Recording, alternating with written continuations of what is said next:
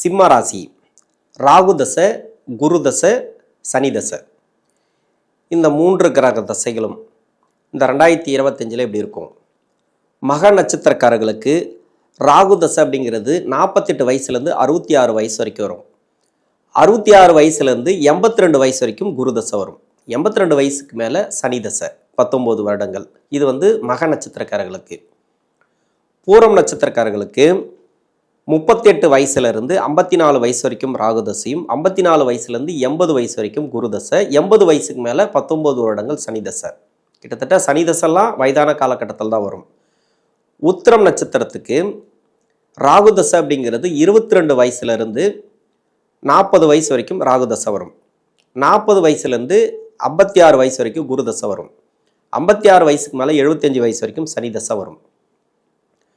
இந்த ராகு தசை, குரு தசை, சனி தசை இது எப்படி இருக்கும் 2025?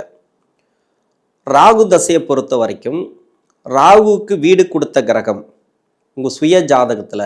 ஏன் இந்த பதிவை நான் போடுறேன் அப்படின்னாக்கா, இந்த 2025 அஷ்டம சனி ஆரம்பிக்க போகுது. பொதுவாகவே அஷ்டம சனி ஆரம்பிக்கக்கூடிய காலத்தில் அவயோக தசைகள் நடந்துச்சுனாக்கா பிரச்சனைகளை கொடுக்கும். உங்கள் சுய ஜாதகத்தில் இப்போ குரு தசை அப்படின்னாக்கா யோக தசை தான், ஏன்னா இந்த ராசிக்கு யோகம் செய்யக்கூடியவர். சனி தசை அப்படின்னாக்கா அவயோக தசை. இப்போ ராகு எப்படி இருந்தால் யோகத்தை கொடுக்கும் இந்த அஷ்டம சனியில், அதாவது 2025 ராகு எந்த மாதிரியான அமைப்புகளில் உங்கள் சுய ஜாதகத்தில் இருக்கணும்? இதே லக்னமாக இருந்தால் இந்த லக்னத்துக்கு யோகம் செய்யக்கூடிய வீட்டில் இருந்து தசை நடத்துச்சுனாக்கா சிறப்பு, நல்ல ஒரு பலன்களை கொடுத்துரும். இந்த லக்னத்துக்கு யோகம் செய்யக்கூடிய வீடு அப்படின்னாக்கா சந்திரனோட வீடு சொல்லலாம், 2ஆம் இடம் சொல்லக்கூடிய புதனோட வீடு சொல்லலாம். அது இல்லாத புதனோட வீடு 11ஆம் இடம் மிதுனத்தில் இருந்தாலும் இந்த ராகு பகவான் யோகத்தை கொடுத்துரும் உங்கள் சுய ஜாதகத்தில். அது மட்டும் இல்லாமல் சுக்கிரனோட வீட்டில் இருக்கக்கூடாது, செவ்வாயோட வீட்டில் குருவோட வீட்டில் இருந்துச்சுனாக்கா இந்த 2025 அப்படிங்கிறது இந்த ராகு தசையில் இருக்கக்கூடிய நபர்களுக்கு சிறப்பு. இது தவிர்த்து வேற எங்கே இருந்தாலும் கொஞ்சம் கஷ்டத்தை கொடுக்கும் இந்த 2025 இந்த அஷ்டம சனி ஆரம்ப காலம். சனி பகவான் அஷ்டம சனி ஆரம்பிக்கும் போது கொஞ்சம் ப்ராப்ளத்தை கொடுக்கும், கவனமாக இருக்கணும். வேற லக்னமாக இருந்து அந்த லக்னத்துக்கு யோகம் செய்யக்கூடிய வீட்டில் இந்த ராகு பகவான் இருந்து அந்த வீட்டு அதிபதி யோகம் செய்யக்கூடிய இடத்துல இருக்கணும். அதாவது ராகு பகவானுக்கு மறையாமல் இருந்தால் இந்த ராகு தசை சிறப்புன்னு எடுத்துக்கலாம்.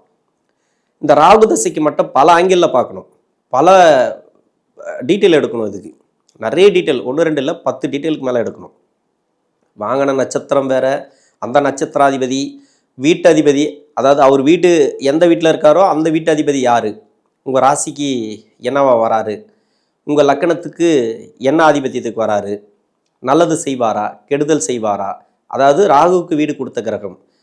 இப்போ ராகு பகவானுக்கு அவர் எங்கே இருக்காரு, அவர் என்ன சாரம் வாங்கியிருக்காரு, இத்தனை பார்க்கணும். அதனால் ராகு பகவானுக்கு அவ்வளோ ஈஸியாக சொல்ல முடியாது. இது பொதுவாக சொல்கிறது. ராகு பகவான் சுபத்துவமாக இருந்து, அதாவது யோகம் செய்யக்கூடிய வீட்டில் இருந்து தசை நடத்திச்சுன்னா எப்படி இருக்கும், அவயோகம் செய்யக்கூடிய வீட்டில் இருந்து தசை நடத்திச்சுன்னா எப்படி இருக்கும், மறைமுக சுப தொடர்பில் இருந்தாலும் அவயோகம் செய்யக்கூடிய வீடு தான் கணக்கு, அப்படி தான் வரும் இந்த அஷ்டம சனியில்.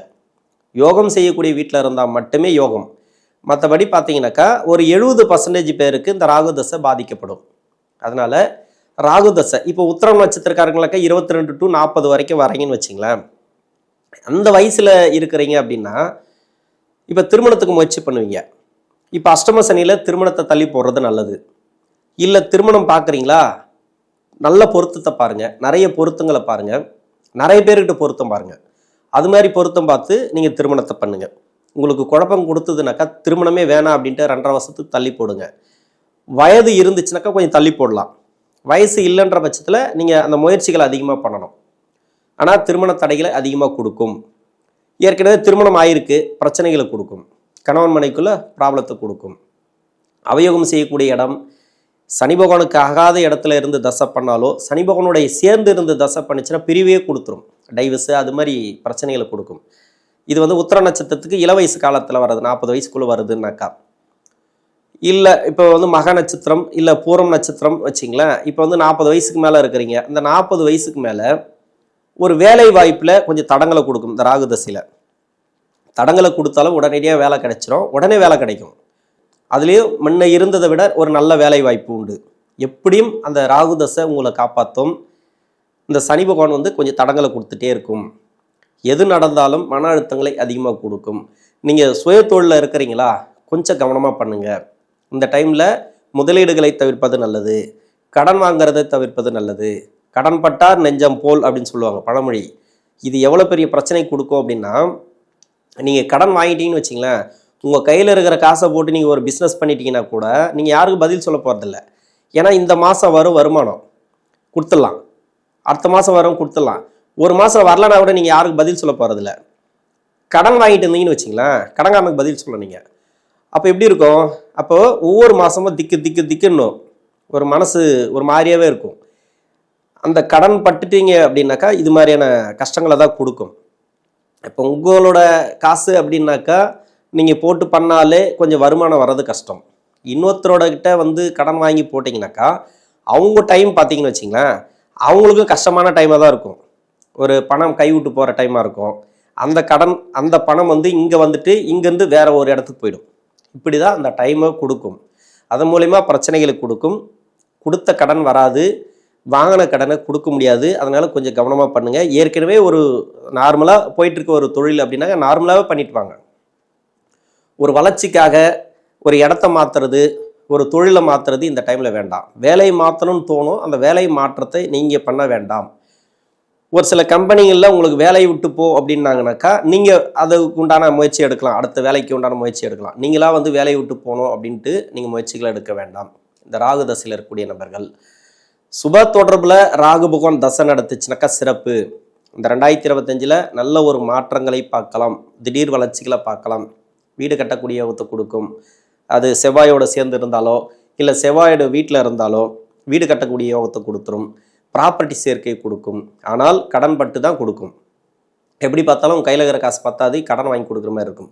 இது வந்து சுப கடன்களாக அமையும். இது மாதிரியான அமைப்புகளை கொடுக்கும்.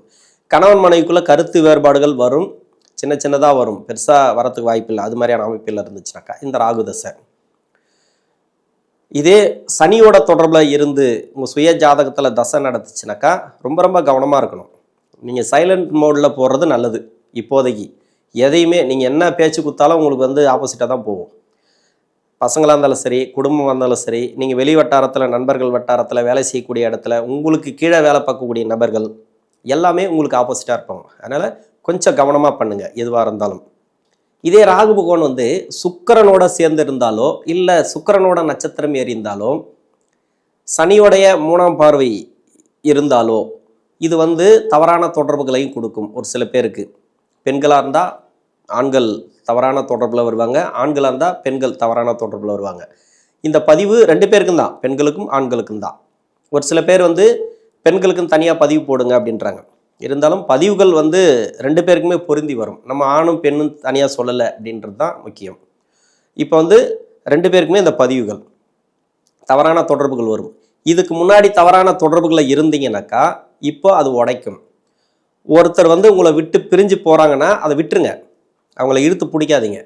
நீங்கள் எவ்வளோதான் இழுத்து பிடிச்சாலும் அவங்க வந்து போகிறது தான். இப்போ இல்லைனாலும் ஒரு 6 மாதம் கழித்து போயிடுவாங்க, இல்லை 1 வருஷம் கழித்து போயிடுவாங்க. ஆனால் அவங்க மூலயமா உங்களுக்கு ப்ராப்ளத்தை அதிகமாக வந்துகிட்டே இருக்கும். அதனால் இது மாதிரியான டைமில் இது மாதிரியான தொடர்புகள் உடைக்கப்படும். இது வரைக்கும் நீங்கள் நல்லது செஞ்சுட்டு வந்தீங்கன்னாக்கா நல்லது நடக்கும். கெடுபலன் செஞ்சுட்டு வந்தீங்க, இதுமாதிரி தவறான தொடர்பில் இருந்தீங்க, தவறான தொழில், தவறான வேலை, லாபத்தை வந்து அதிகமாக சம்பாதிக்கணும் அப்படின்ட்டு கலப்படம் பண்ணுறது, லாபத்தை பார்க்கறதுக்காக அநியாய விலைகள்லாம் வந்து கொடுக்கறது, காசு அதிகமாக சம்பாதிக்கிறது, இது மாதிரியான அமைப்புகளில் இருந்தீங்கன்னாக்கா நிறைய உங்களுக்கு நஷ்டங்கள் நிறைய வரும் இந்த ராகு தசையில். அடுத்து பார்த்தீங்கன்னாக்கா குரு தசை. இந்த குரு தசை இந்த லக்னத்துக்கு யோகம் செய்யக்கூடிய கிரகம். ராசிக்கு 5 குடைய கிரகம். அஷ்டமாதிபதியாக வரக்கூடிய கிரகமாக இருந்தாலும் பூர்வ புண்ணியஸ்தானாதிபதியாக வந்துட்டா யோகத்தை கொடுத்துரும். அஷ்டமாதிபதிக்கு உண்டான யோகத்தை கொடுக்காது. 5 குடைய பலன்களை தான் அதிகமாக கொடுக்கும். இதில் பசங்களோட வளர்ச்சி நல்லா இருக்கும். இந்த குரு தசை நடக்கக்கூடிய நபர்களுக்கு இந்த அஷ்டம சனியில் பசங்களுடைய வளர்ச்சி நல்லா இருக்கும். உங்களுக்கு அஷ்டம சனி நடக்குது, அவங்களுக்கு 7 சனி இல்லை, அஷ்டம சனி இல்லைன்னாக்கா அவங்களுக்கு வேலை வாய்ப்பு கொடுக்கும். அவங்களுக்கு பொருளாதாரத்தில் முன்னேற்றம், வண்டி வாகன சேர்க்கை எல்லாத்தையும் கொடுத்துரும். ஆனால் உங்களுக்கு வந்து கஷ்டத்தை வச்சுட்டே இருக்கும் இந்த 2025.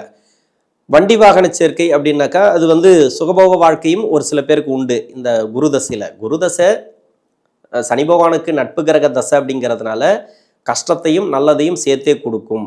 ஏன்னா நட்பு கிரக தசை அப்படின்னாக்கா அவரோட வீட்டுக்கு அவர் நன்மை செய்யக்கூடிய இடமா வந்துடும். அந்த கெமிஸ்ட்ரிங்கிறது சனி பகவானுக்கும் குரு பகவானுக்கும் ஒத்து வரும்.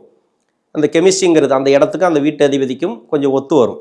அதனால சனி பகவான் வந்து குருதசை நடக்கக்கூடிய நபர்களுக்கு அதிகமாக சோதனைகள் வராது. சோதனைகள் எப்படி வரும் அப்படின்னா, உங்கள் சுய ஜாதகத்தில் எப்படி இருந்தால் இந்த அஷ்டம சனி இந்த 2025 கொஞ்சம் கஷ்டத்தை கொடுக்கும் அப்படின்னா, இந்த ராசிக்கு யோகர் தான். அவர் 6, 8, 12 ஆகிய இடங்கள்ல மறைஞ்சிருந்தால் கொஞ்சம் கஷ்டத்தை கொடுக்கும்னு ஒத்துக்கலாம். இதே சூரியனோட சேர்ந்து இருந்தாலோ, அந்த சூரியனோட சேர்ந்த கிரகம் இந்த குரு பகவான் அஸ்தங்கமாகி இருந்தாலோ, ராகு கேதுக்களோடு சேர்ந்து இருந்தால் உங்கள் சுய ஜாதகத்தில் இப்போ அஷ்டம சனியில் கொஞ்சம் பாதிக்கும். அப்படி ராகு கேதுக்களோட சேரலை, தனிப்பட்ட முறையில் இருக்குது, இந்த குரு பகவான் வேற ஒரு கிரகத்தோடு சேர்ந்துருக்கு, சனியோட சேர்ந்துருக்கு, எந்த கிரகத்தோடு சேர்ந்து இருந்தாலும் சரி ராகு கேதுவோட சேரக்கூடாது. அதுவும் இல்லாமல் சூரியனோட சேர்ந்து அஸ்தங்கமாகக்கூடாது. சூரியனோட சேரலாம், அஸ்தங்கமாகக்கூடாது. இது மாதிரியான அமைப்புகளில் இருந்துச்சுனாக்கா இந்த அஷ்டம சனியை பார்த்து பயப்பட தேவையில்லை. 2025 அப்படிங்கிறது சிறப்பான ஒரு முன்னேற்றத்தை கொடுக்கும் இந்த குரு தசையில் இருக்கக்கூடிய நபர்களுக்கு. என்னதான் இருந்தாலும் பூர்வ புண்ணிய ஸ்தானாதிபதி அப்படின்னு சொல்லக்கூடியவர். இதே வந்து பசங்களோட வளர்ச்சி நல்லா இருக்கும் அப்படின்னு நான் சொல்லிட்டேன். இருந்தாலும் அவங்களுக்கு 7.5 சனியோ அஷ்டம சனியோ இருக்கக்கூடாது. வேற ஒருத்தருக்கு வீட்டில் 7.5 சனி அஷ்டம சனி நடந்து கொண்டு வந்தால் கொஞ்சம் கவனமாக இருக்கணும். தொழிலில் எப்படியெல்லாம் இருக்கணும் அப்படின்னாக்கா, தொழில் வளர்ச்சியை கொஞ்சம் இந்த காலகட்டத்தில் நீங்கள் யோசிக்கணும். யோசிச்சு தான் எதையுமே பண்ணணும். முயற்சிகள் அதிகமாக போடணும். எந்த ஒரு இடத்துலையுமே உங்களுடைய உழைப்பு தேவைப்படும். நீங்கள் இறங்கி உழைக்கிற மாதிரி இருக்கும், நீங்கள் வேலை செய்கிற மாதிரி இருக்கும். உங்களுடைய கஷ்டங்கள் தான் அதிகமாக இருக்காங்க. வேற ஒருத்தரை நம்பினீங்க அப்படின்னாக்கா இந்த குருதசை அப்படிங்கிறது கொஞ்சம் கஷ்டத்தை கொடுக்கும். அது நீங்கள் நம்பின நபரை பொறுத்து. வேறு மாதிரி ஆனாலும் தவறான ஆளெல்லாம் நம்பிட்டீங்கன்னாக்கா மொத்தமாக இழுத்து விட்டு போயிடுவாங்க, பிரச்சனைகளில் சிக்க வச்சுட்டு போயிடுவாங்க. அதனால் குருதசை அப்படிங்கிறது பயப்பட தேவையில்லை. இதுக்கு நெகட்டிவாக சொல்கிறதுக்கு நிறையவே இல்லை. ஏன்னா நட்பு கிரக தசை அப்படிங்கிறதுனால உங்களுக்கு யோகம் செய்யக்கூடிய வீட்டில் இருந்து தசை பண்ணிச்சுன்னா வண்டி வாகன சேர்க்கை, வீடு கட்டக்கூடிய யோகம். நீங்கள் இந்த டைமில் வீடு கட்டுறீங்க அப்படின்னா அந்த வீடு வந்து முடியறதுக்கு 2.5 வருஷம் ஆகிடும். இந்த அஷ்டம சனி வரைக்கும் போயிடும். ஏன்னா 6 மாதத்தில் கட்டுற வீடை 2.5 வருஷம் இழுத்துட்டு போகும். உங்களுக்கு பணம் இருக்கும், எல்லாமே இருக்கும், ஆனால் கட்ட முடியாது. ஆள் வரமாட்டாங்க, ஏதாவது ஒன்று மாறி மாறி போயிட்டே இருக்கும். அப்படி பார்த்தோன்னா வருஷமே 2-3 வருஷம் போயிட்டு இருக்கும். அது மாதிரியான ஒரு இதில் கொடுக்கும். அதனால் வீடு கட்டணும் அப்படின்னாக்கா நீங்கள் கட்டலாம், இல்லைன்னு சொல்லலை. உங்கள் சுய ஜாதகத்தை செக் பண்ணிவிட்டு நீங்கள் கட்ட ஆரம்பிங்க.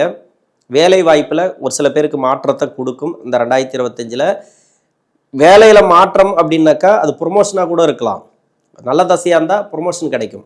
நல்ல ஒரு இடத்துக்கு ஒரு ப்ரொமோஷன் கிடைக்கும், ஒரு இடமாற்றங்கள் கிடைக்கும், ஒரு சம்பள உயர்வு, தொழிலில் நல்ல ஒரு உயர்வு, ஒரு சொத்து வாங்கக்கூடிய அமைப்பு, இது எல்லாமே இந்த குரு தசையில் கிடைக்கும். அடுத்து சனி தசை. இந்த சனி தசை இந்த ராசிக்கும் இந்த லக்னத்துக்கும் நன்மை செய்யாது. இது வயதான காலகட்டத்தில் வர தசை. கிட்டத்தட்ட இந்த சனி தசை அப்படிங்கிறது இந்த சிம்ம ராசிக்காரர்களுக்கு 50 வயசுக்கு மேலே தான் வருது. இந்த வயதான காலகட்டத்தில் வர சனி தசை எப்படி இருக்கும்? யோகம் செய்யக்கூடிய இடத்துல இருந்துச்சுன்னா கூட கொஞ்சம் அஷ்டம சனியில் பலன்களை கம்மி பண்ணி கொடுக்கும். இது வந்து உடல்நிலையை ஒரு சிலர் பேருக்கு பாதிக்கும். உணவு பழக்க வழக்கங்களை கொஞ்சம் கவனமாக இருக்கிறது நல்லது.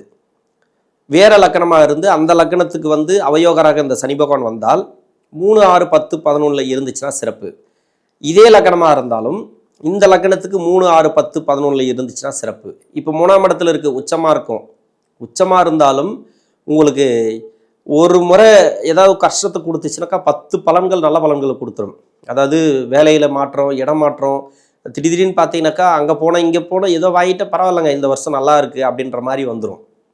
சனி பலமாக இருந்துடும். 3ஆம் இடத்துல உச்சமாக இருந்தாலும் பலமாக இருந்துடும். அது கொடுக்க வேண்டிய பலன்களை கொடுத்துரும். கிரகங்களை பொறுத்த வரைக்கும் அது வாங்கின சாரம் இருக்கு இல்லையா, அந்த கிரகம் அது கர்ம அடிப்படையில் வந்தது. உங்களுடைய பிறவி கர்ம அடிப்படையில் நீங்கள் எடுத்துகிட்டு வந்த வரம் அப்படின்னு சொல்லலாம். அந்த வரத்துக்கு என்னவோ அதை கொடுத்தே தீரும். நீங்கள் மாற்று கருத்தே கிடையாது. அது வந்து எந்த வயசில் கொடுக்கணும், எப்போ கொடுக்கணும், யாருக்கு என்ன நடக்கணும் அப்படிங்கிறது அது அந்த கர்ம அடிப்படையில் அந்த கிரகங்கள் வாங்கி வந்த சாரம், அதுக்கு உண்டான பலன்களை அது கொடுத்தே தீரும். அதனால் சனி தசையில் இருக்கக்கூடிய நபர்கள் பயப்பட தேவையில்லை. இதே லக்கணத்துக்கு அவயோகம் செய்யக்கூடிய வீட்டில் இருந்து தசை பண்ணிச்சுனாக்கா தொழிலில் கொஞ்சம் கவனமாக பண்ணுங்க. ஏன்னா தொழிலில் இருப்பாங்க, 50 வயசுக்கு மேலே தொழிலில் இருப்பாங்க. ஒரு வேலைவாய்ப்பு இருந்தாலும் அந்த தொழிலில் இருக்கக்கூடிய நபர்கள் தொழில் வளர்ச்சியை மேம்படுத்துறது இந்த நேரங்களில் கொஞ்சம் தள்ளி போடலாம். கடன் வாங்குறத விட்டுருங்க. நான் ஆரம்பத்துலேருந்தே கடன் மட்டும் வேண்டாம் தான் சொல்லுவேன். கடன் வாங்குறதோ இல்லை கடன் கொடுக்குறதோ வேண்டாம். சனிதசை அப்படின்னா உங்களுக்கு சனிதசை நடக்குது அப்படின்னா ரொம்ப இலகிய மனசு, ரொம்ப நல்ல மனுஷனாக இருப்பீங்க. சனிதசை நடக்குது, உங்களை நீங்கள் யாரையுமே ஏமாற்ற மாட்டீங்க. ஆனால் உங்களை தான் நிறைய பேர் ஏமாற்றி போவாங்க. உங்களை அழகாக ஐஸ் வச்சா அழகாக என்ன வேணாலும் உங்ககிட்ட வாங்கிட்டு போகலாம். அது மாதிரி இலகிய மனசாக இருப்பீங்க சனி தசையில் இருக்கிறவங்க. ஏன்னா மனசு அந்தளவுக்கு அழுத்தப்பட்டிருக்கும். யாராவது ஒரு நல்ல வார்த்தை சொல்ல மாட்டாங்களா, ஆறுதல் சொல்ல மாட்டாங்களா, பணம் இருக்கும், பேர் இருக்கும், புகழ் இருக்கும். இதுக்கு முன்னாடி குரு தசையில் கொடுத்துருக்கோம், ராகு தசையில் கொடுத்துருக்கோம். அந்த சனி தசை வரும்போது மட்டும் யாருமே நமக்கு துணை இருக்க மாட்டாங்க. சொந்த பந்தங்கள் எல்லாமே தூரம் போயிருக்கும். உறவு முறைகள், அதாவது குழந்தைகள் படிக்க வச்சு ஆளாக்கி அவங்களும் கொஞ்சம் தூரத்தில் தான் இருப்பாங்க. இந்த டைமில் சனி தசை வந்தவொடனே கொஞ்சம் பிரிவு கொடுத்துருக்கோம், நம்ம பிரிஞ்சு வந்திருப்போம். இல்லை நம்மக்கிட்டே இருந்தால் கூட அவங்க தூரம் போயிட்டு வேலை பார்த்துட்டு வர மாதிரி, நம்ம பக்கத்துலேயே இல்லாத மாதிரி, இது மாதிரியான அமைப்புகளை இந்த சனி பகவான் தசை எல்லாத்தையுமே தூரம் வைக்கும். சொந்த பந்தங்கள், பொண்ணாக இருந்தாலும் சரி, பையனாக இருந்தாலும் சரி, எல்லாமே நம்மளை விட்டு கொஞ்சம் பிரிஞ்சிருக்கிற மாதிரி ஃபீல் இருக்கும். டெய்லி நம்மக்கிட்ட பேசிட்டு இருந்தால் கூட, டெய்லி நம்மக்கிட்ட பக்கத்துலேயே இருந்தால் கூட ஏதோ நம்மளை விட்டு தள்ளி இருக்கிற மாதிரி ஒரு ஃபீல் இருக்கும். இது சனி தசையோட காரகத்துவம். அதனால் சனி தசை நடக்குது அப்படின்னாக்கா தியானம், யோகா பண்ணுறது நல்லது. இந்த டைமில் நெடுந்தூர பயணங்களை தவிர்ப்பது நல்லது. ஆன்மீக சிந்தனைகளை வளர்த்து கொள்ளுங்கள் இந்த வயதான காலகட்டத்தில். இதை நான் அறிவுரை சொல்லலை, உங்களுக்கே தெரியும். ஏன்னா இதெல்லாம் பண்ணிங்கன்னா உங்களுக்கு நல்லது. சித்தர்களோட ஜீவ சமாதி இருக்கு இல்லையா, அந்த இடத்துக்கெல்லாம் சனி தசை நடக்கக்கூடிய நபர்கள் போயிட்டு வந்தீங்கன்னாக்கா உங்களுக்கு சிறப்பாக இருக்கும். பக்கத்திலே இருக்குது அப்படின்னாக்கா நீங்கள் போயிட்டு வரலாம். அப்படி இல்லைனாக்கா தமிழ்நாடு ஃபுல்லாக ஒரு ட்ரிப் போயிட்டு வரணும் அப்படின்னா கூட நீங்கள் போயிட்டு வரலாம். ஜீவ சமாதிகள், எல்லா ஜீவ சமாதிகளுக்கும் போகலாம். உங்கள் ராசிக்கு உண்டான நட்சத்திரத்துக்கு உண்டான ஜீவ சமாதி மட்டும் போகணுன்னு கிடையாது. சனி தசை நடக்குது அப்படின்னாவே உங்களுக்கு அவயோக தசை. ஏன்னா அந்த சனி பகவான் நன்மை செய்ய மாட்டார். இந்த தசைக்கு சித்தர்களோட ஜீவ சமாதி இந்த இடத்துக்கெல்லாம் போயிட்டு ஒரு தரிசனம் பண்ணிட்டு வந்தீங்கன்னாக்கா அவ்வளோ சிறப்பாக இருக்கும். இந்த சனி தசையானது அஷ்டம சனி மனக்குழப்பத்தை அதிகமாக கொடுக்கும், மனக்கலக்கத்தை அதிகமாக கொடுக்கும். எதுவாக இருந்தாலும் பெருசாக பாதிப்புகளை கொடுக்காது. நன்றி.